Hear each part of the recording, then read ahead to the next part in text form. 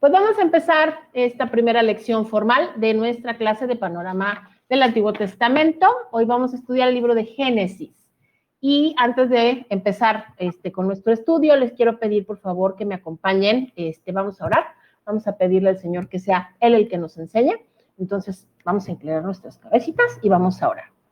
Señor, te damos muchas gracias porque nos permites estar aquí reunidos en torno a tu nombre, Señor.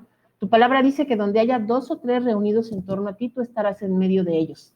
Y sabemos, Señor, que eso no tiene que ser físico, que no tenemos que estar reunidos físicamente porque nuestros corazones y nuestras almas están reunidos, Señor, y tú estás aquí en medio. Te damos gracias por la tecnología que nos permite estar reunidos el día de hoy. Y te pedimos, Señor, hoy llegamos ante ti con corazones dispuestos, con corazones hambrientos, Señor. Te pedimos que seas tú el que tome el control, que seas tú el que nos enseñe. Espíritu Santo, te pedimos que seas tú el que nos dé sabiduría, que seas tú el que abra nuestro entendimiento y que nos permita, Señor, aprender, Señor, de este santo libro que nos dejaste, de tu palabra, que nos dejaste, Señor, para que te conozcamos, para que conozcamos a tu Hijo, para que te conozcamos a ti, nuestro Dios. Te damos muchas gracias y nos ponemos en tus manos, en el nombre de nuestro Señor Jesús. Amén. Amén. Amén. Bueno, pues entonces, a ver, vamos a compartir pantalla porque vamos a empezar. Listo. Ok, me dicen, ¿se ve bien? ¿Lo alcanzan a leer? ¿Lo ven bien? Perfecto. Bueno, pues como les digo, vamos a empezar por el principio. Así es que vamos a empezar con el libro de Génesis. Génesis es el primer libro del Pentateuco, que son los primeros 5 libros de la Biblia. También el Pentateuco para los judíos es conocido como la Torá, ¿sí? Y es el libro sagrado, es uno de los libros sagrados.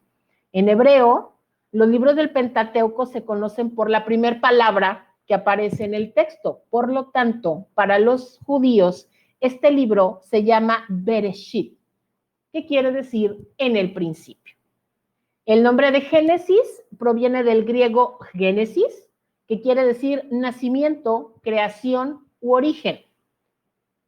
Aunque el libro de Génesis no menciona específicamente a ningún autor, la tradición sostiene que Moisés escribió el Pentateuco.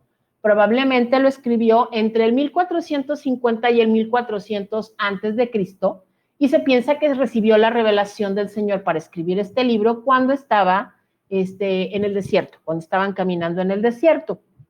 Ahora, la autoría de Génesis concuerda con varias referencias que aparecen tanto en los mismos libros del Pentateuco, yo después les voy a dar las citas por escrito, pero vaya, está en Éxodo, en Números, en Deuteronomio, se hacen referencias al hecho de que Moisés escribió el Pentateuco, y también en otros libros del Antiguo Testamento, en Josué, en Primera de Reyes, en Esdras, en Daniel. En los tiempos del Nuevo Testamento, Jesús también mencionó a Moisés como un autor, así como, y esto es importante, no solamente la Biblia lo menciona, reconocidos escritores judíos como el historiador Josefo y el filósofo alejandrino Filón reconocen a Moisés como el autor de Génesis y del Pentateuco. ¿Cuántos años cubre el Génesis? El Génesis es un libro, es el libro de la Biblia que cubre el periodo más extenso, ¿sí? Que cubre aproximadamente 2315 años, porque Génesis narra el principio, narra la creación. ¿De dónde sale ese número? ¿Cómo podemos saber que son esos años los que cubre Génesis? Resulta que para los judíos empiezan a contar, el calendario hebreo empieza a contar los días a partir del día sexto, que es el día que fueron creados Adán y Eva. Ese es el día 1 del año 0. ¿Sí? Y desde ahí empezaron a contar. Por lo tanto, actualmente en el calendario hebreo, nos encontramos en el año 5782. ¿Sí? O sea, estamos en el 8º siglo del 6º milenio.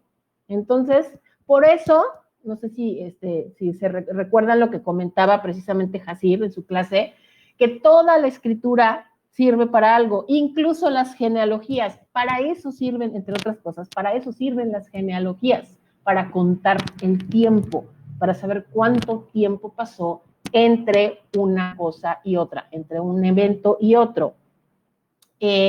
Los eventos del capítulo 1 al capítulo 11 se registran los primeros años de la creación del universo, la creación del mundo, la creación del hombre, y llegamos hasta la Torre de Babel. Después los capítulos del 12 al 50 se centran en la vida de 4 hombres conocidos como los patriarcas, Abraham, Isaac, Jacob y José, que cubre unos 300 años. Una curiosidad es que el libro de Génesis cubre más tiempo que los otros 65 libros de la Biblia combinados. Por favor, si alguien tiene alguna duda, alguna pregunta, adelante. Sí. Te escucho. Es que no sé si solo a mí me pasa, pero tu voz está muy rápida. O sea, hablas así, así hablas. Entonces yo no sé si a mí me sale nada más así o a todos. Así habla la hermana. Así hablo yo como ardillita, ¿no? No, es tu celular. Perfecto. Yo lo escucho perfecto. Es tu celular, Coqui. Está en tiempo veloz. Tienes que checarlo. Puede ser que esté adelantado el audio. Debes ponerlo normal, porque debe estar en 1.5 o 2. Igual no sé dónde lo buscas, pero eso es. Ok. Bueno, continuamos. Hasta ahorita aquí alguna duda, alguna pregunta, algún comentario. Eso solo es como referencia histórica, ¿no? O sea, sí, no, así es. Porque me quedé en 5.752. ¿Me quedé en el principio? En el principio. En el principio. De todas formas, la presentación con toda esta información y todo, la voy a subir al grupo, o sea, para que ustedes tengan todo esto. Obviamente, digo, yo estoy dando más cosas, pero esto lo voy a subir al grupo, no se preocupen. ¿Ok? Bueno, entonces continuamos. Les decía yo, obviamente la palabra clave en Génesis es principio, ¿sí? En Génesis está el principio de todo. En Génesis está el principio de la creación, está el principio de la tierra, está el principio del ser humano, está el principio de la caída y está el principio de la salvación, del plan de salvación. Todo el inicio de todo el principio de todo se encuentra en Génesis, ¿sí? El versículo clave, y es un versículo que, punto al que se lo aprenda, está muy fácil, o sea, está súper recontra fácil. El versículo clave obviamente es Génesis 1:1, que nos dice, en el principio creó Dios los cielos y la tierra. Así empieza esta gran historia. El gran mensaje de Génesis, ¿cuál es? El gran mensaje de Génesis es el fracaso del hombre, sufragado, o sea, auxiliado, ayudado, mediante la salvación de Dios. O sea, el fracaso del hombre y la ayuda del Señor. Empieza la ayuda de Dios, ¿sí?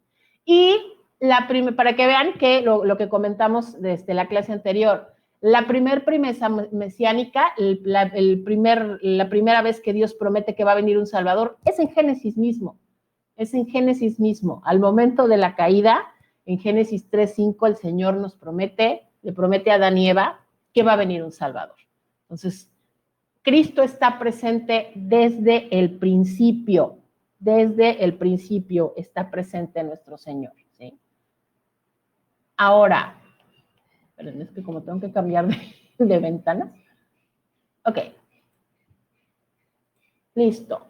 Un resumen, así muy conciso, muy ultra resumen de qué es lo que pasa. En Génesis es que Dios, a través de su palabra, lleva a cabo toda la creación.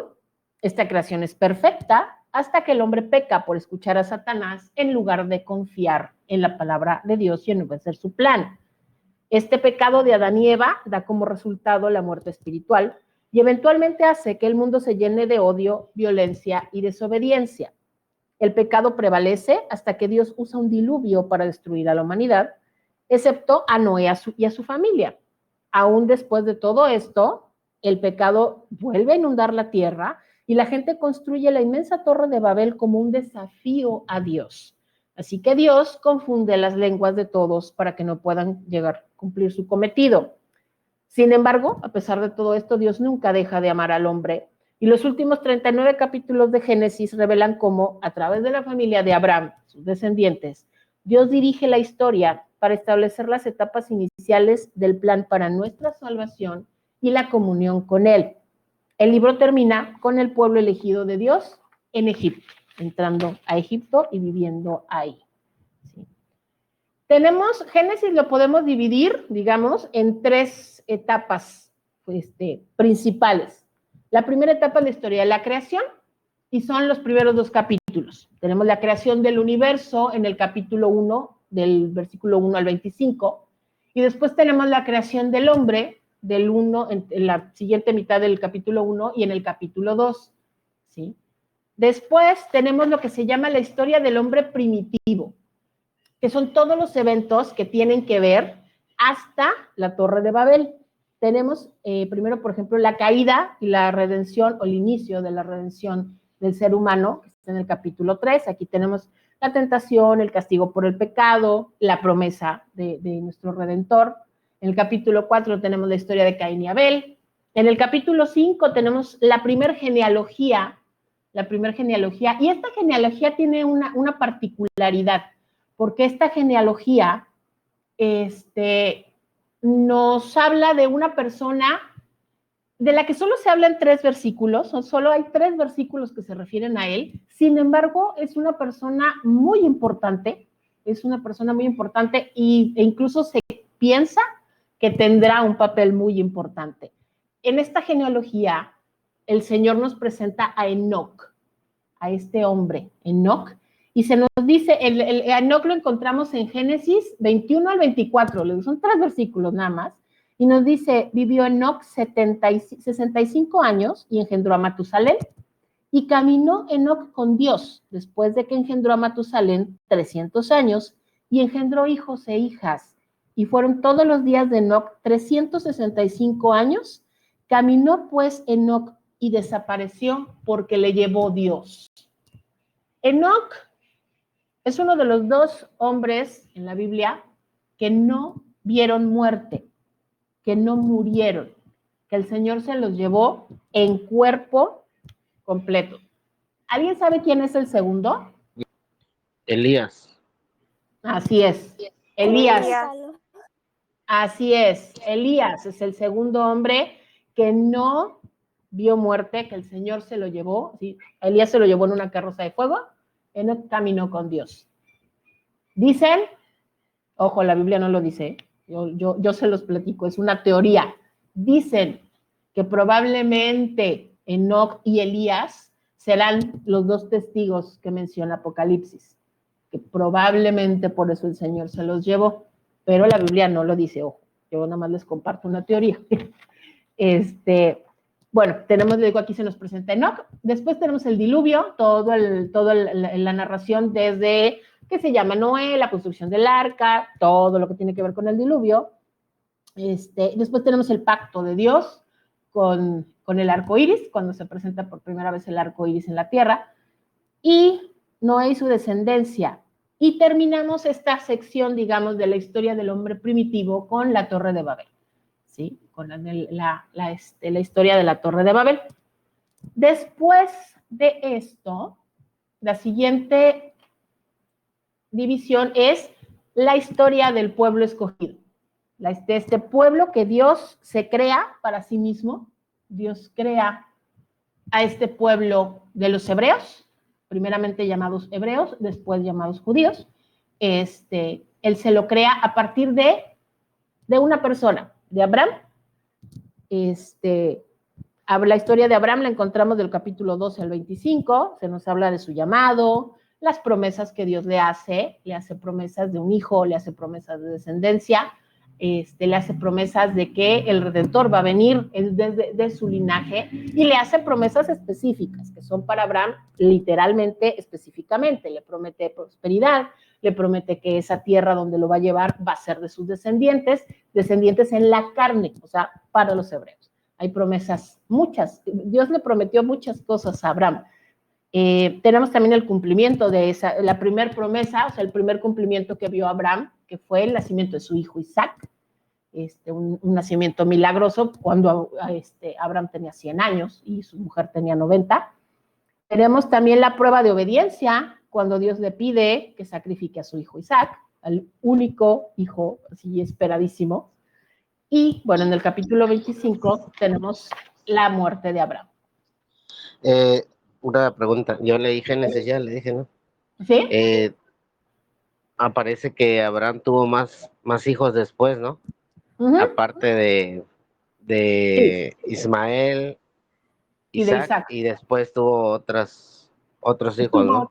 Así es. Pero bueno, el primero fue Ismael, que es el padre de lo que nosotros ahora conocemos como los árabes, como el pueblo árabe.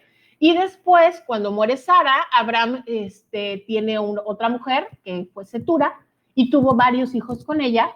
Y Dios, honrando su palabra en cuanto a que le prometió que su descendencia iba a ser tan numerosa como las estrellas del cielo o como la arena del mar, también de esos hijos, que fueron varios, también de esos hijos creó pueblos muy locales, o sea, tribus locales de la zona descienden de esos otros hijos de Abraham con Setura, ¿no? Que curiosamente esos otros hijos como que no tomaron tanto protagonismo como Ismael, ¿no?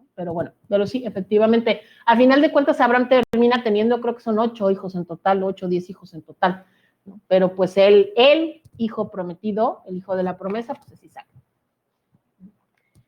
Después tenemos la vida de Isaac, ¿no? O sea, tenemos la vida de Abraham. Obviamente, aquí lo van a ver en los capítulos, evidentemente las vidas se traslapan, porque no es como que se muere uno y nace el otro, pues no se puede, ¿va?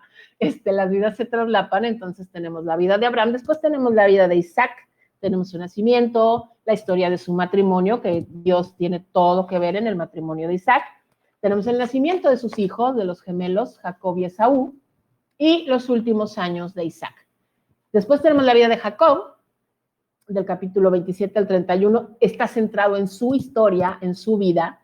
Tenemos el engaño por la primogenitura y cómo le roba la primogenitura a su hermano Esaú, la visión de la escalera celestial, que está en el capítulo 28, sus matrimonios, tanto con Lea como con Raquel, y su vida en general, está más o menos del 29 al 31. El capítulo 32 es donde se nos narra su lucha con el ángel de Jehová, y ese es el gran momento de cambio de Jacob. Jacob pasa de ser un aprovechado. El nombre Jacob, eso es lo que quiere decir. El nombre Jacob quiere decir algo así como aprovechado, como les decía yo a las mujeres, quiere decir algo así como aquí en México diríamos que es un gandalla. Algo así quiere decir Jacob. Y Dios cambia eso y lo convierte en Israel, ¿no? Que quiere decir que peleó con Dios. Y porque le dice, cuando peleaste con los hombres y con Dios y venciste, ¿no? Y ahí cambia Jacob y se entrega. Aquí es cuando Jacob se entrega a Jehová, reconoce a Jehová como su Dios y se entrega a él. Y en el capítulo 36 tenemos las generaciones de su hermano, de Esaú. Vemos cómo también, o sea, al ser parte de esta familia prometida, al ser hijo de Isaac, también de él nace un pueblo, que es el pueblo de Edom. Actualmente ya no existe esa nación, pero el pueblo de Edom nace de Saúl, y vemos cómo hay todo o sea, obviamente fue una enemistad entre los hermanos, entre los gemelos, que aun cuando ellos en vida se arreglaron, sus descendientes vivieron así, enemistados a muerte. Tanto así que cuando Moisés y los judíos salen de Egipto para ir a la tierra prometida, la ruta más corta era atravesar por Edom, y Edom no les permitió cruzar. Tuvieron que darle toda la vuelta, porque les dijeron que si atravesaban por ahí los mataban. Porque no, o sea, nomás no. Y bueno, y después, yo creo que la historia una de las historias más largas narradas en este libro es la vida de José, que es uno de los hijos de Jacob, uno de las 12 tribus, el penúltimo hijo de Jacob, el primogénito en cuanto a su esposa Raquel. Y entonces de él nos narran su vida desde el capítulo 37 hasta el 50. Vemos cómo es vendido por sus hermanos, lo encarcelan injustamente por la esposa de Potifar, interpreta los sueños del faraón, hay hambre en la tierra, llega toda la gente, toda su familia llega a Egipto, eso es en el capítulo 40 más o menos, nos dice que entraron 70 personas, entraron a Egipto, y tenemos en el capítulo 49 está la bendición de Jacob a sus hijos, a los 12, y si tienen oportunidad, o sea, obviamente leer todo el libro, pero lean las bendiciones de los hijos de Jacob de Jacob a sus hijos, porque resalta mucho, de verdad resalta muchísimo la bendición a Judá, ¿no? La bendición de Judá resalta muchísimo. Sabemos ahora nosotros que nuestro Señor Jesús desciende de él, de esa tribu de Judá. Entonces, la bendición a Judá es una bendición muy especial, muy bonita. Y en el capítulo 50 pues, está la muerte de José. Aquí termina la historia, digamos que esta es la parte histórica del libro. Aquí nos muestran, en el capítulo 50, termina esta historia, esta familia, así, ¿no? Porque empieza a crecer este pueblo, empieza a crecer. Aquí les pongo un mapita, no sé, o sea, probablemente no lo alcancen a distinguir así bien en su pantalla, pero les digo, les voy a dejar la presentación. Es nada más para que se den una idea, como que para que se ubiquen un poquito dónde pasaron todas estas cosas, ¿sí? ¿Dónde estamos hablando, ¿no? Y ya cuando lo vean de cerca van a ver que aquí se ve en la ruta roja, son los viajes de Abraham. Aquí, no sé si ustedes alcancen a ver la manita sobre el mapa. A ver, permítanme. ¡Ay! Me regresé, perdón. Aquí, ¿alcanzan a ver el mouse? Sí. Ahí está, bueno.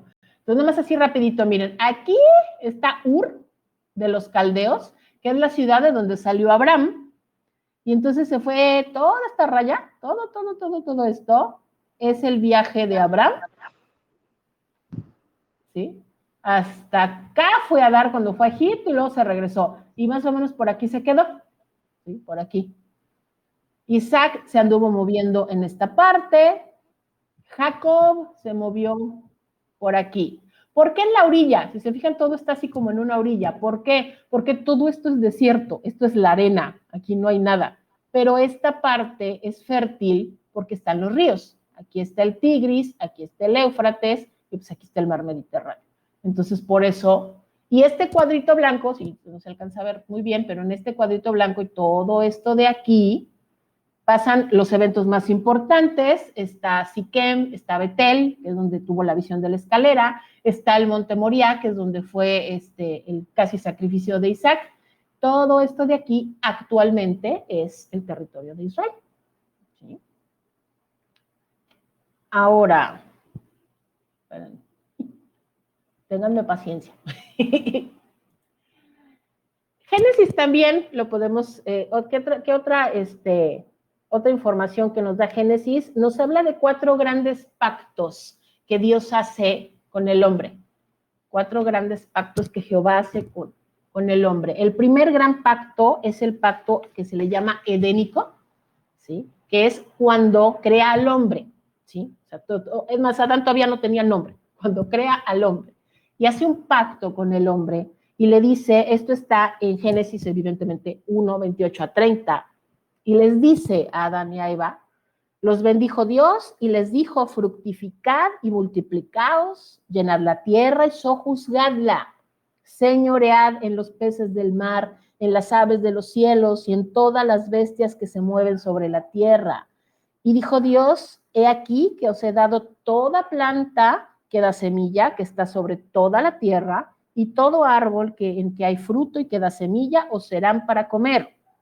Y a toda bestia de la tierra, y a todas las aves del cielo, y a todo lo que se arrastra sobre la tierra, en lo que haya vida, toda planta verde les será para comer.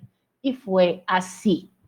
Este es un pacto perpetuo. ¿Qué quiere decir? Es un pacto que Dios hizo con la humanidad y que está hasta el día de hoy. ¿Y qué quiere decir este pacto? O sea, ¿de qué nos habla este pacto? Eso, de que el Señor nos puso como mayordomos en la creación y que tenemos derecho a la creación.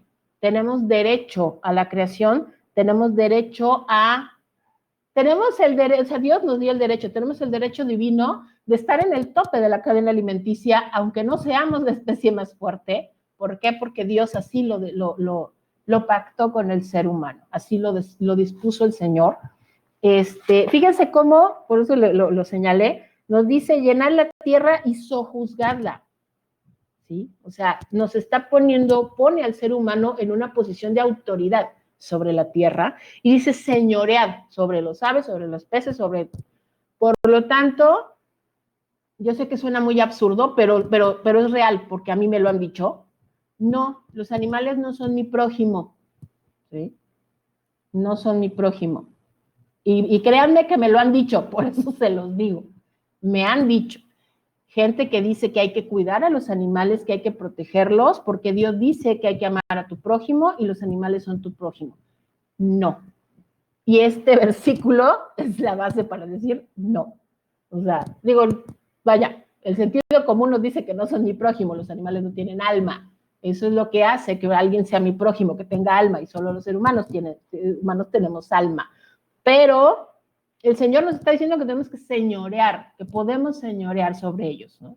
Este movimiento animalista que nos dice, ¿quiénes somos nosotros para decidir sobre los animales? Su Señor, porque Dios así lo dispuso. Ahora, esa es la parte padre, ¿no? Esa es la parte bonita porque pues, el Señor nos dio esta posición de autoridad. Recordemos que o sea, todos y cada uno de nosotros le vamos a tener que dar cuentas a Dios de cómo ejercimos ese señorío, ¿sí? Entonces, no, el maltrato animal de ninguna manera Dios lo va a dejar pasar por alto, porque tenemos que ser buenos mayordomos, tenemos que ser buenos jueces, tenemos que ser buenos señores de los recursos que Dios nos dio. Por eso les digo, este pacto es perpetuo. O sea, este pacto va a durar hasta que el Señor, hasta que sea el fin del mundo y el Señor destruya esta tierra. Entonces, así como es un derecho, también es una responsabilidad y vamos a tener que dar cuentas de eso también. El segundo pacto es el pacto adámico, o sea, este sí ya es algo que fue específicamente con Adán, y este pacto es la promesa de un redentor. Este pacto es el pacto que se da inmediatamente después de la caída del hombre, inmediatamente después de que el Señor les da, los juzga y les da los castigos por su desobediencia y por su pecado. E inmediatamente, en ese momento, el Señor en Génesis 3:5 dice, y pondré enemistad entre ti y la mujer, entre tu simiente y la simiente suya, esta te herirá en la cabeza y tú le herirás en el calcañar. Aquí está hablando de que va a venir un Salvador, aquí está hablando de Jesús, aquí está hablando de Cristo, ¿sí? Y está hablando de Cristo y está hablando como Cristo, dice, al herirle la cabeza es que Cristo va a ganar, ¿no? O sea, que la victoria va a ser de Cristo. Y cuando dice que tú le herirás en el calcañar, es que o sea, también lo hirió y hubo muerte, pero Cristo resucitó. O sea, no fue algo permanente, fue una victoria que no es una victoria temporal, porque Cristo resucitó para vencerlo. Entonces, desde entonces el Señor estableció ese pacto con la humanidad, con Adán y con la humanidad, de que iba a venir un Salvador, ¿sí? El tercer pacto que vemos aquí en Génesis es el pacto que se hace con Noé, después del diluvio, cuando viene el arco iris, cuando establece el Señor y dice que esa es una señal de su pacto. Y nos dicen en Génesis 9:1, nos dice, bendijo Dios a Noé y a sus hijos, y les dijo, fructificad y multiplicaos y llenad la tierra.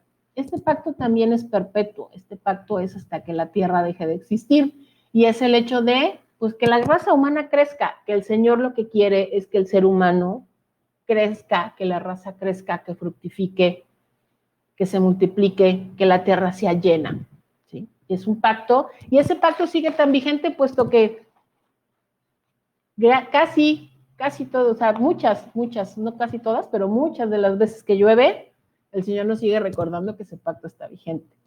Cada vez que vemos el arco iris, el Señor nos recuerda que el pacto sigue vigente, que Él sigue queriendo que nos multipliquemos y llenemos la tierra. Y el cuarto pacto que se menciona es un pacto con Abraham, es el pacto con Abraham, y este pacto es un pacto que es específico para los hebreos. este pacto es un pacto específico para la descendencia en la carne de Abraham, está en el 15:18, el capítulo 15, versículo 18, y le dice, en aquel día hizo Jehová un pacto con Abraham, diciendo, a tu descendencia daré esta tierra, desde el río de Egipto hasta el río grande, el Éufrates. Y él está diciendo dónde va a quedar el pueblo de Israel, que nosotros conocemos ahora como la nación de Israel. Que de hecho la nación de Israel, como la conocemos ahora, es más pequeña que lo que debería ser. Sí, tenemos esta parte de la Franja de Gaza que se la están peleando, pero además hay otros pedacitos que deberían de formar parte de Israel si siguiéramos la geografía bíblica. Pero bueno, ya van de gane porque ya tienen como el 90% de lo que era suyo. Ya, cuando menos van de gane, ¿sí? Ahora también dentro del Génesis tenemos 7 personajes principales. ¿Sí? Toda esta gran historia nos la cuenta el Señor a través de la vida y de los acontecimientos de vida de 7 hombres en particular. ¿Sí? Y estos hombres son Adán, el primer hombre, es el primer ser creado, el primer ser humano creado, el primer ser humano que cayó y el primer ser humano que fue redimido por la fe. ¿Saben? Desde entonces hubo redención por la fe. Y él fue el primero. La historia de Adán la tenemos del capítulo 1 al capítulo 3. Después tenemos a Enoc, que ya hablamos de él. Tenemos a este hombre que se nos dice que caminó con Dios y que Dios se lo llevó. Al decir caminó con Dios es una figura de que era un hombre justo, de que era un hombre que hablaba con Dios, de que era un hombre que tenía una relación con Dios tan cercana que el Señor se lo llevó, ¿sí?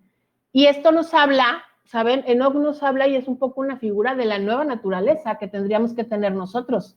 Al momento de venir a Cristo, tenemos una nueva naturaleza y debemos ser como Enoc, caminar con Dios todos los días, que Dios sea una presencia constante en nuestras vidas, porque nosotros no vamos a morir, así como Enoc.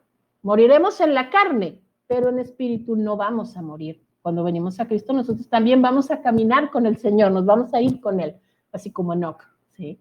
Después tenemos a Noé, y Noé, la historia de Noé, que es una historia, de verdad, a mí me molesta un poco que la hayan reducido a cuento de historia infantil, porque es una historia tan bonita, la historia de Noé, y es una historia tan llena de esperanza, tan llena de... Es que no, o sea, el nivel de obediencia de Noé a mí me vuela la cabeza, el nivel de obediencia de Noé, ¿no? O sea, ¿cómo es posible que un hombre, o sea, que una persona diga, ok, que Dios le diga, prepárate un arca porque va a llover y todo se va a destruir? Y resulta que él no sabe qué es la lluvia, porque hasta ese momento nunca había llovido en la tierra. Evidentemente no sabe qué es un arca, para qué sirve esa arca, y de todas formas obedece.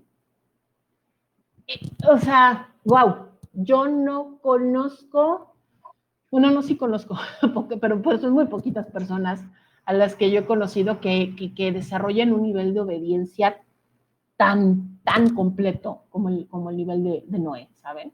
De no cuestionar absolutamente nada, no por ignorancia, ojo, no por ignorancia, no por no pensar, al contrario, por confianza. O sea, confiar tanto en Dios que no cuestiones nada y digas, sí, Señor, lo que tú digas, yo lo hago, ¿no? A veces la gente piensa, por ejemplo, que la construcción del arca se nos dice que mientras Noé estuvo construyendo el arca, pues que la gente se burlaba de él y esto, y uno piensa así como que, no sé, pensamos en términos modernos y a lo mejor nos imaginamos que Noé se habrá tardado, o sea, para ese tamaño de arca, pues a lo mejor se habrá tardado unos 5 años en construir el arca. No, Noé se tardó 120 años en construir el arca. Imagínense lo que fue 120 años de estar escuchando que la gente se burle de ti, que la gente te señale, que la gente te diga que eres un tonto, que eres un estúpido, que cómo es posible que pienses que qué es eso que de lluvia. Y él siguió y siguió y siguió y siguió y no paró. Él y su familia, porque también su familia es de es también, o sea, su esposa, sus hijos, las esposas de sus hijos, todos trabajaron en este proyecto, y la Biblia no registra que ninguno se haya quejado, que ninguno haya dicho, ¿saben qué? Ahí nos vemos, yo ya, o sea, tú dices papá, pero yo ya estoy. Hasta el gorro que me estén viendo feo, mis amigos en la escuela se ríen de mí, me hacen bullying. No, no hay nada de eso, no hay nada de eso, ¿no? Entonces, de verdad es que, les digo, la historia de Noé es mucho más que un cuento para niños, es una historia impresionante. Después tenemos a Abraham, la historia de Abraham, que es la gran enseñanza a la vida de Abraham es la fe, obviamente, es la fe. La fe, una fe tan grande, una fe tan total, una fe tan completa que incluso fue capaz de casi sacrificar a ese hijo tan deseado porque Dios se lo pidió. ¿Por qué? Porque la Biblia nos dice ¿por qué accedió Abraham? Porque Abraham en su fe sabía que Dios iba a hacer algo. O sea, que Dios iba a hacer algo, ya sea, o sea, que algo iba a pasar y para que no muriera Isaac, o que iba a resucitar a Isaac, algo iba a pasar, pero Dios iba a hacer algo. ¿Sí? ¿Querías decir algo, Sherry? Ok. Wow, o sea, wow el nivel de confianza de Abraham. Wow el nivel de confianza de Abraham, el nivel de fe de Abraham. Tanto así que la Biblia nos dice que Abraham es el padre de la fe. O sea, llegar a esos niveles está muy fuerte, pero no es imposible. Ojo, no es imposible. Ninguna de las cualidades, bueno, más allá que cualidades, ninguna de las convicciones que desarrollaron todos los personajes bíblicos está fuera de nuestro alcance. Ninguno. Porque así como tuvieron cosas extraordinariamente buenas, todos tuvieron cosas también muy malas. ¿Sí? O sea, todos. Adán, pues pecó. Enoc no, Enoc se fue. Pero Noé, pues Noé también pecó, se emborrachó. La Biblia nos dice que se emborrachó y armó ahí su pachanga, ¿no? Abraham, pues Abraham mintió respecto a su esposa, y no una, dos veces. Todos se equivocan en algo, todos. Porque con esto, Dios, y eso ya lo he comentado con las mujeres, Dios no esconde los defectos de la gente que narra, que está en su libro. ¿Por qué? Porque Dios quiere que nosotros veamos que eran gente normal, que eran gente real, que eran gente, o sea, normal, como tú, como yo, como cualquiera. Entonces, si ellos pudieron, si ellos lo lograron, como decía también ayer Paulino, si ellos lo lograron, nosotros podemos. Y si Dios lo hizo por ellos, el ayudarles a llegar a ese punto, lo va a hacer por nosotros también. Entonces, podemos tener esa total confianza en eso, ¿sí? Después tenemos a Isaac, hijo prometido. Isaac es una figura de filiación, o sea, del hijo, de esta relación hijo-padre, ¿no? Que tenemos con el Señor, que debemos de tener con el Señor. Eso es algo que también yo creo que no se habla de eso, y yo a veces pienso, yo he dicho que a veces en la Biblia es tan importante lo que se dice como lo que no se dice. Y yo creo que así como Abraham tuvo una fe impresionante, Isaac también debe de haber tenido una fe muy grande, porque Isaac estuvo dispuesto a dejarse sacrificar. Eso es algo que casi nadie nota, eso es algo que casi nadie dice, sobre todo teniendo en cuenta, todo el mundo piensa que cuando Abraham, cuando es este evento del sacrificio, del casi sacrificio, todo el mundo se imagina que Isaac era un niño. Entonces, pues, su papá lo agarró y lo subió. No. Isaac tenía alrededor de 25 años cuando esto pasó. Era un hombre. Y vaya, y en ese momento su papá tenía 125 años. Así es que hubiera sido muy fácil para Isaac aventar a su papá, hasta matar a su papá y salir corriendo. Y no lo hizo. Y no lo hizo. Por obediencia a su padre, por respeto a su padre y obviamente por obediencia y respeto a Dios. ¿Sí? Entonces, esa relación de Isaac y Abraham Es una imagen de la relación que nosotros tenemos que tener con Dios, de llegar hasta ese extremo de confianza, de que a lo mejor no entiendo lo que está pasando, pero Él sabe lo que está pasando, entonces yo confío en Él. Aunque parezca que están a punto de sacrificarme, Él sabe lo que está haciendo. Él sabe lo que está haciendo y yo tengo que confiar y obedecer y adelante, ¿sí? Después tenemos a Jacob. Jacob es la gran muestra de la transformación que puede llegar a tener un ser humano cuando se encuentra con Dios. Jacob fue un mentiroso, Jacob fue un aprovechado, Jacob engañó a su hermano, engañó a su papá, engañó a su suegro. Jacob sacó ventaja y provecho de todos en su vida, hasta el momento en el que tuvo un encuentro con Dios. Y cuando tuvo un encuentro con Dios, Dios lo transformó y cambió su vida completamente, tan así que el Señor lo escoge para ser el padre de las 12 tribus, de lo que va a ser ahora sí ya su pueblo, ya como pueblo, ya no es solo una familia, ya va a ser un pueblo.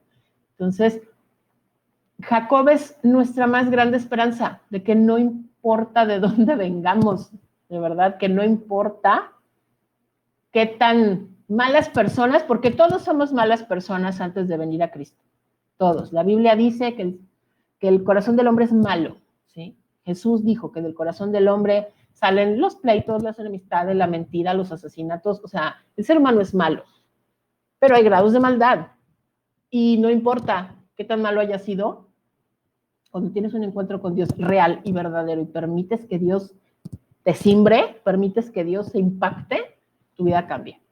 Tu vida cambia completamente como cambió la vida de Jacob. Y por último tenemos a José. José, que tuvo una vida tan atribulada, un muchacho que era un buen muchacho, o sea, vaya, ¿no? Que era un buen muchacho y sin embargo tuvo una vida de telenovela, o sea, él de veras, José es así como que Mariela del barrio, todo le pasa al pobrecito de José, lo venden los hermanos, lo tiran a una cisterna, luego lo venden, lo meten a la cárcel, bueno, o sea, todo le pasó al pobre de José, pero Dios es bueno y tuvo su final feliz, ¿no? Pero vaya, aquí José, en la vida de José, también tenemos un gran ejemplo de cómo lidiar con el rechazo, cómo lidiar con el sufrimiento, cómo lidiar con la frustración, cuando las cosas parece que están en tu contra, a pesar de que tú no has hecho nada para merecerlo, pues resulta que la vida, pues sí, alguien dijo por ahí, es que la vida no es justa. Efectivamente, la vida no es justa. Aquí abajo no, porque vivimos en un mundo caído. Y no, aquí abajo no va a haber justicia. Y José nos enseña eso, pero también nos enseña que Dios tiene cuidado de sus hijos, también nos enseña que Dios no abandona, Dios nunca abandonó a José, jamás. A pesar de todo lo que le pasó, Dios nunca lo abandonó. O sea, así como nunca abandonó a José, tampoco nos abandonará a nosotros. Jamás, jamás va a abandonar a sus hijos, ¿sí? Ahora, les he comentado y se los dije desde la vez pasada, a Jesús, el gran hilo conductor de la Biblia, desde Génesis hasta Apocalipsis, es Cristo. Ahí lo podemos ver en todos los libros vemos a Cristo. ¿Cómo vemos a Jesús en Génesis? ¿Sí? ¿En dónde lo encontramos? ¿Qué figuras hay? ¿Qué personajes hay que nos hacen ver a Cristo? Número 1 es Adán, obviamente. Adán, Romanos 15, 14, nos dice que Él es la semejanza del que habría de venir, o sea, Cristo, ¿sí? Ahí mismo en Romanos, del 17 al 19, nos dice que por el pecado de Adán fuimos hechos pecadores, pero por la obediencia de Cristo ahora todos somos hechos justos. Hace esta comparación. Primera de Corintios 5:22 nos dice que en Adán todos morimos, pero en Cristo todos serán vivificados. Entonces, es el primero, es el primero, así como Jesús. Y Adán fue el primogénito de la creación de Dios. Jesús es el primogénito de Dios. ¿Sí? Él fue el primero. Cristo es el primero. Entonces, esa es la primera imagen, la primera semejanza con Cristo. La primera promesa, obviamente, es algo así muy, muy obvio, que es la primera promesa mesiánica, que está en Génesis 3:5, que ya lo mencionamos. La primera vez que Dios menciona que va a venir un Redentor, evidentemente está hablando de Jesús. Este es algo que me llamó mucho la atención y está en Génesis 3:21. Las pieles con las que Dios cubre a Adán y Eva. La Biblia nos dice que cuando ellos se dieron cuenta cuando fueron abiertos sus ojos por por comer del fruto, dice que se dieron cuenta que estaban desnudos y que agarraron hojas y se cosieron delantales. Obviamente las hojas pues se secan en 2 días, ¿no? Esas hojas se refieren a nuestra justicia, a nuestras obras. Nuestra justicia, nuestras obras delante de Dios no son nada, no pueden cubrirnos, ¿sí? Pero entonces cuando ya Dios los juzga y salen del Edén, la Biblia nos dice que Dios los vistió con túnicas de animales. Y aquí vemos a Cristo también reflejado como, número 1, porque tuvo que haber derramamiento de sangre. Tuvieron que morir animales, obviamente. Tuvieron que morir esos animales para obtener las pieles. Entonces, ¿qué pasó aquí? Aquí fue el primer derramamiento de sangre por causa de pagar pecado. El Señor ha establecido desde el principio que la única manera de pagar el pecado es por derramamiento de sangre. ¿Por qué? Porque en la sangre está la vida, nos dice. Entonces, esa sangre cubrió, no borró, cubrió los pecados de Adán y Eva. Y número 2, obviamente las pieles de animales son muchísimo más duraderas que las hojas. ¿Qué quiere decir? Que Dios, al vestirlos con estas pieles, Él los estaba cubriendo con su justicia, la justicia que dura, la justicia verdadera. Y Cristo es la justicia de Dios, ¿sí? Cristo y su sacrificio, con su sacrificio, Él nos convierte en justos, Él nos envuelve en justicia. Somos hechos justos delante de Dios por Cristo, así como esas pieles rodearon a Adán y a Eva. Después tenemos a Abel, el sacrificio de Abel. En Hebreos nos dice que la sangre de Jesús es mucho mejor que la sangre rociada de Abel. ¿Por qué? Porque la sangre de Abel daba testimonio de lo que le había pasado y clamaba por justicia, mientras que la sangre de Cristo da testimonio a nuestro favor haciendo justicia. ¿Sí? Es esta comparación. La sangre de Abel clama por justicia, la sangre de Cristo otorga justicia. ¿Sí? Tenemos a Isaac. Obviamente Isaac es un tipo, así, una figura muy importante respecto a Cristo. Es un hijo único llamado de su padre. Estamos hablando de ser hijo único porque es el hijo de la promesa. Entonces se nos habla de que es este único hijo amado por su padre. La tierra de Moriah, el monte de Moriah, en donde Dios le mandó que fuera a sacrificar, que fuera sacrificado, es el sitio, es el lugar en donde muchísimos años, miles de años después, sería construida Jerusalén y donde sería crucificado nuestro Señor Jesús. Es el mismo lugar, es el mismo sitio. ¿Sí? Ahí fue, ahí mismo. Y también, como les decía yo, Isaac nos da este ejemplo de obediencia y de sujeción al Padre, a su Padre, que es lo que Jesús hizo, ¿sí? Que es exactamente lo que Jesús hizo. Sabemos que Jesús, y la Biblia nos dice que Jesús fue a la muerte, que fue obediente hasta la muerte, y muerte de cruz. Entonces, esta es la imagen que nos da, esta primera imagen velada que nos da Isaac del Jesús, del Cristo que habría de venir. Ahora, el cordero mismo que Dios les da, el carnero es un cordero que Dios les da para que no sacrifiquen a Isaac. Pues ese cordero obviamente fue un sustituto otorgado por Dios para que no muriera Isaac. Cristo es nuestro sustituto. Por eso Cristo es llamado el Cordero de Dios, porque es ese cordero que Dios sacrificó en lugar nuestro. Así como ese animalito fue sacrificado en lugar de Isaac, pero además fue provisto por Dios, Dios se los dio. Cristo fue dado por Dios, por el Padre. Él mismo se ofreció, o sea, entendamos que estamos hablando de que el Padre lo ofreció, Cristo se ofreció. O sea, el Padre lo proveyó, Cristo se ofreció, porque al final de cuentas es uno, Dios es uno. Vaya, las 3 personas de la Trinidad evidentemente estuvieron de acuerdo en que esto pasara, y cada uno jugó su parte en esto, ¿no? Y Él es nuestro sustituto y Él lleva nuestro pecado y él llevó esa muerte que nosotros teníamos que haber llevado, la llevó él, así como ese cordero llevó la muerte de Isaac en lugar de Isaac. Y José, que les dije yo, José también es una figura de Cristo. Él es el primogénito, hablando de que es el primogénito de Raquel, que era la mujer más amada de José, de Jacob. Entonces él es un primogénito amado por su padre, era el hijo más amado de Jacob y eso lo metió en muchos problemas, precisamente. Fue traicionado, igual que nuestro Señor Jesús, fue vendido por piezas de plata, igual que nuestro Señor Jesús, fue tentado y venció a la tentación, ¿sí? Fue llevado a un lugar de muerte, digamos, o sea, figuradamente fue llevado a la muerte cuando lo metieron a la cárcel y se olvidaron de él, ahí lo dejaron, y fue sacado de ahí, de una manera, o sea, gracias a la providencia de Dios fue sacado de ahí, siendo un poco una figura de la muerte y resurrección de nuestro Señor, y es, a final de cuentas, es el salvador de su pueblo. José salva a su pueblo, Jesús salva a su pueblo, primeramente, y después a toda la humanidad, a todo aquel que se acerque a él, lo salva, ¿sí? ¿Alguna pregunta, algún comentario hasta aquí?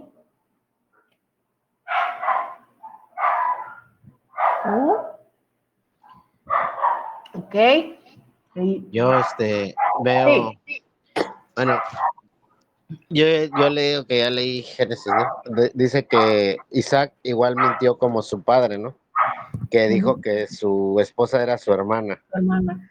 Ah, pero después ocurre algo cuando aparece José y que ya rescata a su familia y se los lleva ahí a Egipto y el faraón les da tierras. Y Jacob, o sea, Israel, iba a bendecir a sus hijos de José. Y lógico, él pone a su primogénito y luego él cambia las manos. Es así como lo mismo que pasó a él, ¿no? Pero él hizo trampa. Sí. En cambio, el otro, así fue como él lo quiso hacer, ¿no? Exactamente eso pasó. Como que Así es. la misma historia de él. Bendijo al menor primero y luego al mayor. Así es. Se repitió la historia. Se repiten muchas cosas en la historia de los patriarcas, tanto con ellos como con las esposas, ¿eh? Eso ya lo vimos con las mujeres. Se repiten muchas cosas. Son vidas muy, muy similares. Pues sí, digo, es que a final de cuentas, bien dicen que no hay nada nuevo bajo el sol. Todos nos equivocamos de las mismas maneras.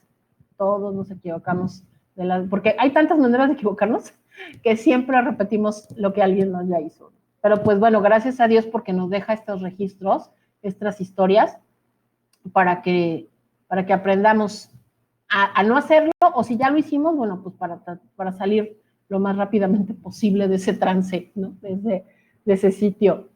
Y pues bueno, Génesis es un libro que comienza con un hombre libre del pecado y termina con un hombre esclavo, porque empieza la esclavitud de los hijos de Israel. Comienza con Dios dándole al hombre vida y termina con un hombre muerto en un ataúd en Egipto. Génesis es el libro de los principios, es el libro donde comienza la vida y donde comienza la muerte también. Sí, es un libro contrastante, enormemente contrastante. Y les quiero enseñar, esto ya es así, nada más para que nos demos una ideita. Yo les había comentado, más o menos, cuándo pasaron estas cosas, ¿sí? Para que nos demos como que una idea siempre, como que es muy difícil, como la Biblia no presenta fechas como tal, como que es muy difícil ubicarnos históricamente en qué momento pasaron esas cosas. Entonces, les puse por aquí unas fechas, son aproximadas, obviamente, y les digo, ¿de dónde salieron estas fechas? Del calendario hebreo, porque les digo, los hebreos, ellos han contado desde el día 1 del año 0, del siglo 0. Entonces, ellos llevan un registro de todas las cosas y entonces ellos precisamente gracias a las genealogías y cuando se van mencionando las edades de las personas y todo, pues han ido contando para atrás cuántos años han pasado, ¿sí? Por lo tanto, les decía yo, el calendario hebreo dice que estamos en el 5782, desde que se creó, ojo, desde que se creó el ser humano. Y acuérdense que el ser humano fue creado en el día 6. Entonces, la Biblia tiene millones de, perdón, la Biblia, entonces, la Tierra tiene millones de años de ser creada. ¿Alguien? Así es. No, la Biblia no, la Tierra no tiene millones de años de haber sido creada. La Tierra tiene 5.728 años de haber sido creada. Añitos más, añitos menos, pero no tiene millones de años.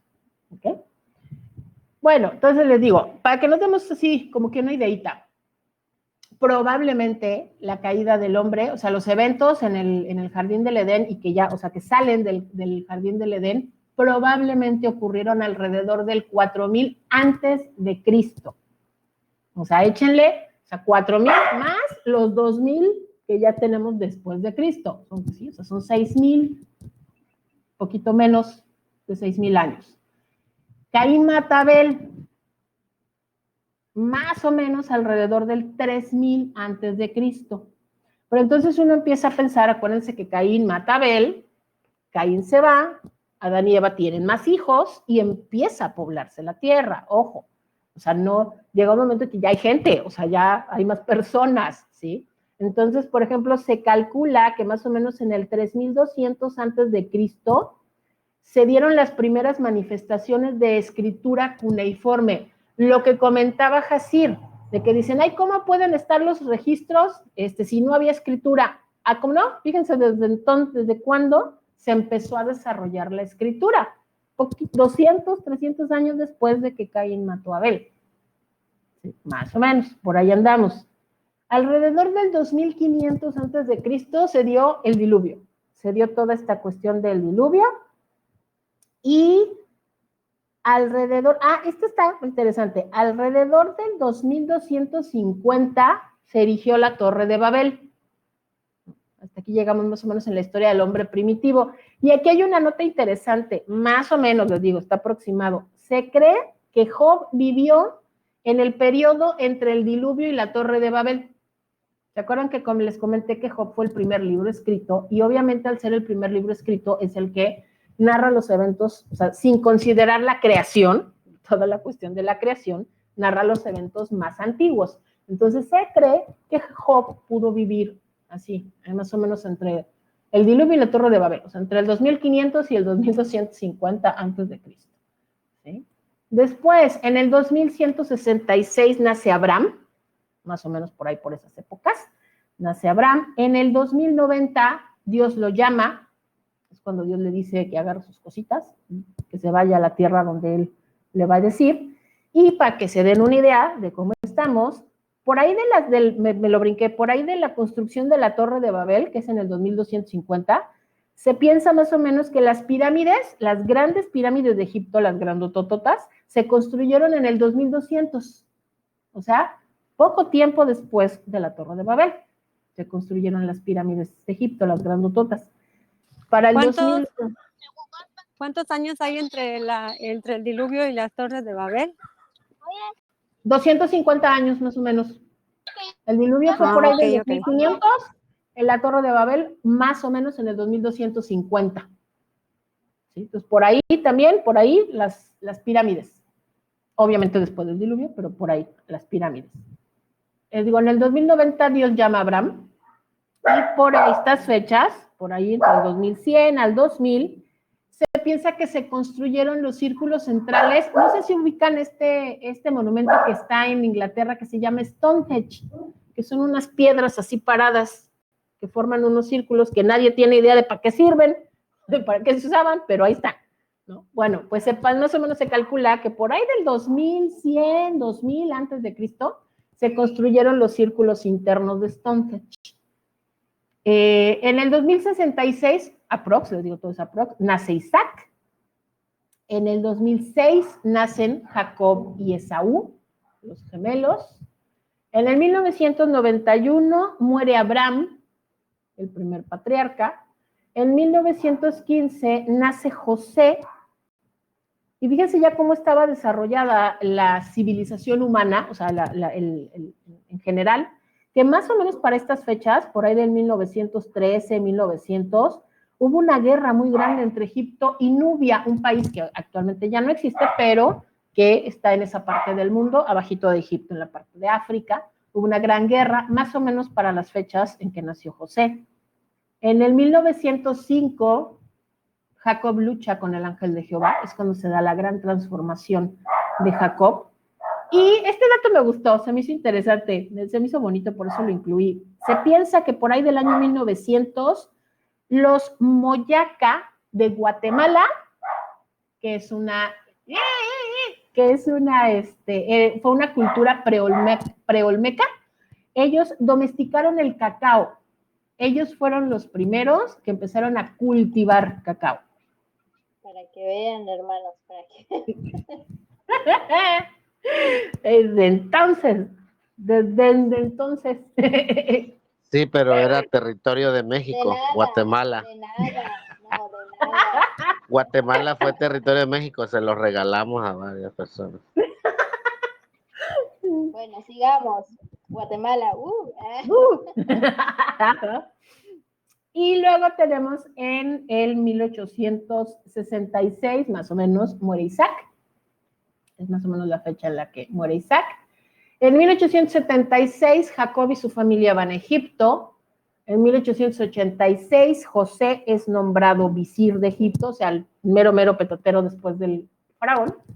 En 1859 muere Jacob y en 1805 muere José. Y más o menos por ahí del 1800 se fundan y reinan en Egipto, van las dinastías, desde la dinastía 13 hasta la dinastía 17. Entonces son los faraones posteriores que se olvidaron de José, que se olvidaron de la historia de José. Poco tiempo después, eso lo vamos a ver más adelante porque ya es en tiempos de Éxodo, se escribió, por ejemplo, por ahí de 1700, como 50, 60 años después, 1750, se escribió el Código de Hammurabi, que es uno de los escritos más famosos. Es como considerado el primer código moral escrito por la humanidad. Y pues bueno, hay silencio, por favor, perdón por mis perros. A ver, voy a dejar de compartir pantalla. Ahí estoy. Y bueno, pues esto es todo. Por favor, alguna pregunta, algún comentario, algo que no haya quedado claro o algo que quieran compartir, por favor. Yo quiero decir algo. Adelante. Yo veo mucha historia y muchos documentales. Sí pienso algo, ¿no? En verdad, no es que se le rompa el corazón a las personas porque ahora usted está diciendo que la Tierra no tiene millones de años. Todo lo que nosotros aprendamos de Dios es del corazón hacia afuera. Siempre hay una frase que menciona así, que es de la Biblia hacia afuera, o sea, de lo interno hacia afuera. Yo no hubiese concebido esto hace años, ¿no? El que usted me lo diga así, que, ¿sabe qué? No lleva 4.500 millones de años. Pero es algo que debemos de entender, que estamos aquí con el corazón dispuesto y que Dios nos va a cambiar eso que tenemos acá. Amén. Porque ayer yo le pregunté al hermano Paulino, o sea que el conocimiento, ok, Dios no está en contra del conocimiento, pero hay cosas que no debemos de querer justificar nosotros. Es que yo ya lo leí en un libro, ok, vamos a ponerlo en contexto claro y simple. ¿Le crees a cualquier libro y no a la Biblia? Exacto. Simple. O sea, en verdad. Y lo digo porque puedo entrar en polémica después con alguien, ¿no? No, es que estás mal, porque tengo unas personas que siempre hablan conmigo acerca de cosas, ¿no? Las piedras de Stonehenge se las pusieron los extraterrestres. ¿Tú los viste? No, o sea, es una teoría, ¿no? Que dice que hace Ujú. tiempo. Y las pirámides, de la manera en que las pusieron, esas las hicieron seres de otros planetas. Planeta. Ajá, entonces es el corazón el que no está dispuesto, porque le crees a cualquier otro libro y no a la Biblia, con Así es. datos específicos de que es el bestseller de los bestsellers, ¿no? Y es por eso que no dudemos de que todo lo que se está compartiendo aquí es verídico, porque Dios lo pone para que nosotros lo entendamos y lo aprendamos. Así es. Así es. Para agregar a lo que se está hablando ahorita, fíjense que la razón por la cual se cree que la Tierra tiene millones y millones de años, miles de millones de años, es por unas pruebas que se llaman las pruebas del carbono 14. Esos, se hacen, ¿no? Pero se ha demostrado que las pruebas del carbono 14 no son exactas, por cuanto se ha hecho las pruebas incluso a seres vivos y resulta que los resultados dicen que tienen miles de años y están vivos. E incluso se han, con varios tipos de pruebas, por allá lo pueden investigar. Ujú. Y la pregunta es, ¿cómo es posible que la Tierra todo esto? Pues, número uno, Dios en la creación pudo haber creado una creación no nueva, sino una creación con una creación vieja, déjame explicarlo. Por ejemplo, cuando Dios creó a Adán, no lo creó bebé, Ujú. ¿cierto? Lo Es creó un adulto, adulto. Ujú. ya lo creó adulto. Lo mismo que pudo haber pasado con esta tierra, pues que ya la creó con cierta determinada edad y madurez para poder hacer las plantaciones y todo ese tipo de cosas. A lo que vamos es, y con esto concluyo mi compartir, dice una frase muy, muy famosa, que si tú puedes creer Génesis 1:1, puedes creer el resto de la Biblia. Tú puedes creer en el primer versículo Sí. que dice la Escritura, no te va a costar creer lo demás. El Génesis 1:1 dice, en el principio creó Dios los cielos y la tierra. Si tú puedes creer en un Dios que ha creado el cielo, los cielos y la tierra, o sea, todo, entonces no te va a costar decir que la creación tiene aproximadamente 6,000 años de edad. La verdad, eso no es algo que nos costaría, porque al final de cuentas Dios es un Dios creador, que creó todo, ¿no? Así es. Más Amén. Amén. Así es. Fíjense, Bueno, y para justificar a los darwinistas es algo así, ¿no? Para Dios, un segundo son 1000 años. ah, Por eso sí, tiene millones de... de hecho hay un versículo que dice que para Dios un día son como 1000 años, pero no está hablando en esos términos. Y de hecho, una cosa que a mí me llamó mucho la atención fue que cuando leemos el primer capítulo de Génesis, donde se narra la creación y se narran los 6 días, cuando se narran los 6 días de la creación, a partir del día 3, cuando ya se crean las lumbreras, cada día termina diciendo, y fue el día, o sea, y fue la noche y el día de ese día. ¿Por qué escriben eso? ¿Por qué pusieron eso? Escribieron eso para especificar que está hablando de días de 24 horas, de días normales, de días naturales. No son días metafóricos, no son días figurativos, son días donde el sol se levantó y se puso. O sea, es un día completo. Entonces, la creación fue en 6 días. Entonces la Tierra tiene 6000 años. ¿Y para qué le damos tantas vueltas, no? Queriendo justificar. Es como lo que comentaba Jacil, ¿no? De este método de estudio, de interpretación de racionalizar, ¿no? Sobre todo Génesis, todo mundo lo quiere hiper racionalizar para poder encajar todos los argumentos que te enseñan, pero bien tuve un maestro que decía, que me extrañó, yo estudié ingeniería, por eso me extrañó que lo dijera, pero tuve un maestro que decía que honestamente se requiere la misma cantidad de fe para creer en el Big Bang que para creer en la Biblia, porque nadie estuvo ahí, a nadie le consta y no hay manera de probarlo, científicamente hablando. Entonces dije, ay, vaya, fue un razonamiento que me llamó mucho la atención. En esa época yo andaba bien lejos del Señor, ¿verdad? Pero me acuerdo de esa frase. ¿Alguien más?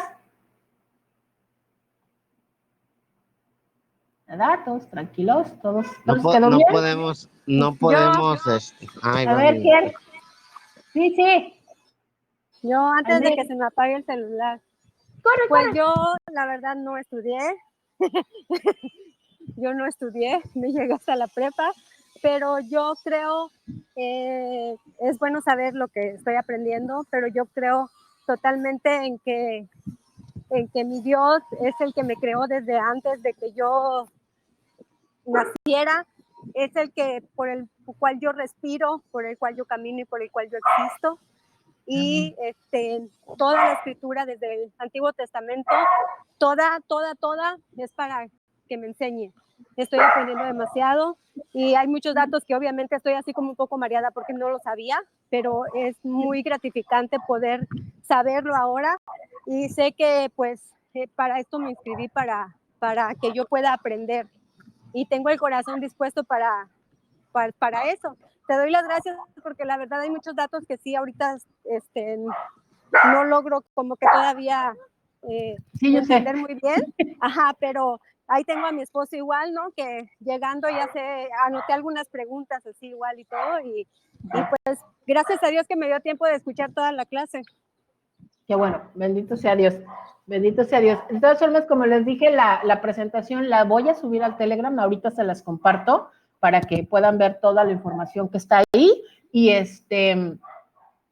si tienen preguntas, ya después, precisamente ya que a lo mejor con más tiempito lean la presentación, si después ven el video y les surge alguna duda o alguna pregunta después súbanla en el grupo, porfa, en el de Telegram, pues ya nos estamos mudando a Telegram, súbanla en el grupo para que así, pues, vaya, al compartirla, ya saben, la duda de uno puede ser la duda de otro, entonces al contestarle a uno, pues se le puede estar contestando a otro, ¿no?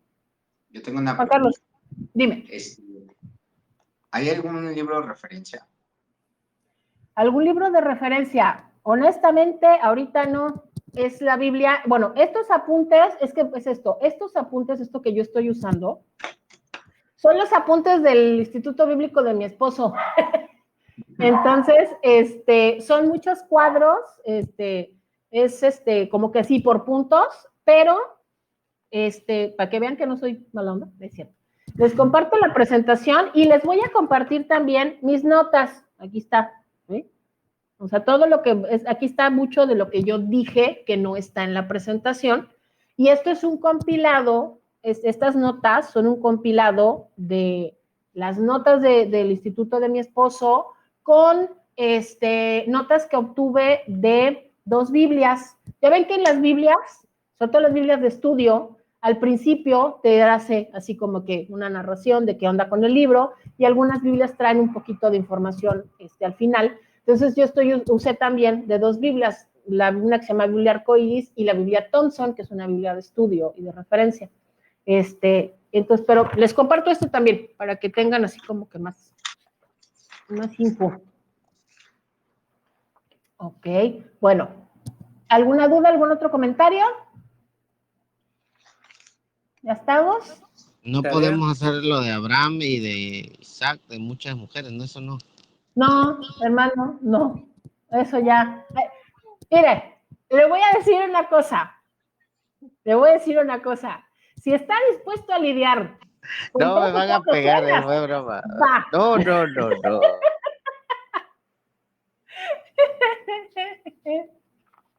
Ok, bueno. Tarea.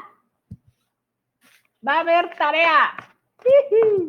Va a haber tarea. ¿Cuál es la tarea para la próxima semana? Les voy a pedir de la manera más sencilla del mundo, no tiene que ser nada complicado, ya lo saben, pero les voy a pedir que me armen la genealogía desde Adán hasta José. No con todas las familias y todos. Así la línea. ¿Cómo podemos seguir la línea genealógica directa desde Adán hasta José? ¿Ok? ¿Sí me doy a entender? No tienen que poner así las 400 esposas y no, así, la línea directa. ¿Ok? Perfecto. Ya saben, le toman una foto o si lo hacen en la compu, pues me mandan el archivo, o sea, como se les haga más fácil. Igual al personal, por favor, ya sea WhatsApp o ya sea en el Telegram, pero me la mandan al personal para que no se sature el grupo. ¿Ok? Perfecto. Excelente. Bueno, pues Excelente. entonces es todo por hoy. Muchísimas gracias. Déjenme terminar la grabación.